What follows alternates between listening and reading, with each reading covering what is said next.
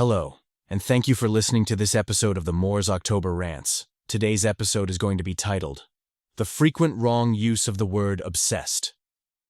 Recently I've been thinking about how people throw around the word obsessed like it means nothing. Usually they're talking about someone who enjoys something consistently, and they jump to calling that obsession. And it irritates me. Not because I care that much about the word itself, but because they're wrong. They don't use it correctly. They toss it out as a casual insult, or as a way to comment on someone's habits, but they don't actually understand what obsession is. To me, obsession isn't just liking something a lot. It's not just about preference or repetition. Obsession is when you literally cannot function without the thing. Your brain won't let it go. You can't think straight. It messes with your ability to do anything else. That's obsession. That's being obsessed. Liking something, even liking it a lot, even wanting it frequently. None of that qualifies. Let's say I enjoy a certain food, chicken noodle soup for example. If I go out of my way to buy it every time I hit the grocery store, that doesn't mean I'm obsessed. It just means I like it. I prefer it. That doesn't mean I need it to live or to function. I could go weeks, even months, without it and be fine. Would I miss it? Sure. Would I suffer? Not at all. People confuse preference with obsession. That's the problem. Someone might love pizza and eat it all the time, maybe even every night. That doesn't mean they're obsessed. It just means they like it, and they're consistent. It's no different than someone watching the same movie over and over because it brings them comfort.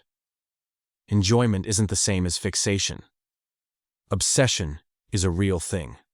Documented, studied, treated. People get obsessed with cigarettes. They need them just to feel normal. Without them, they become anxious, irritable, distracted. Their minds don't rest. That's obsession.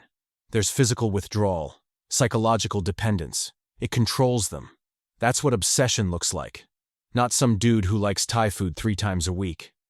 And it frustrates me, because people act like everything is an obsession. I remember my roommate once told me I was obsessed with chicken noodle soup. Just because I bought a few cans every time I went to the store. I tried explaining it wasn't obsession. It was a preference. I liked it. I liked the way it tasted, the warmth, the routine of it. But I didn't need it. I wasn't pacing the kitchen when we were out.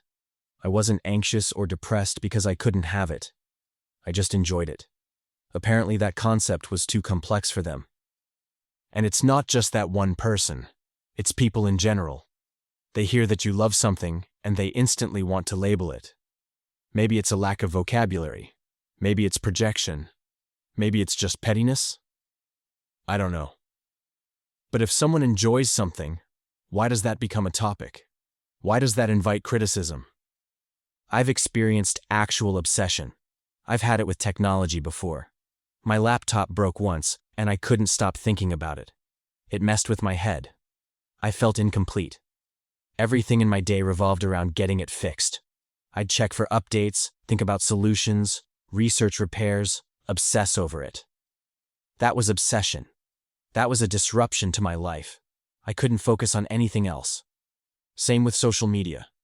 There are people out there who can't go 5 minutes without checking their phone. They can't sit in silence. They can't engage in real life without that dopamine drip from scrolling. That's obsession. That's a real dependency. That's what people should be talking about when they use that word.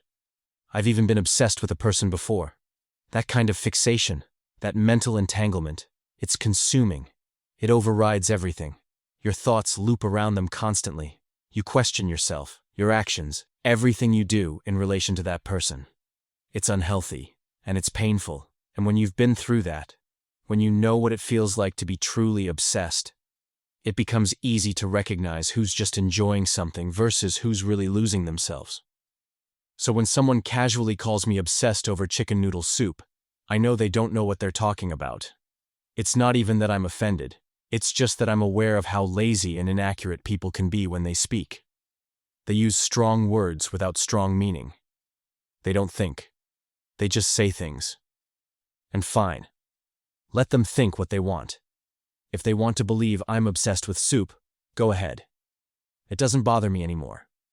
But it's baffling to me that people feel the need to comment on something that doesn't affect them at all. How does my eating chicken noodle soup impact their life in any way? It doesn't. So why bring it up? It's like some people are wired to point out anything they perceive as different, or too much. Like it's in their nature to nitpick, to be petty. Maybe it's insecurity. Maybe they're bored.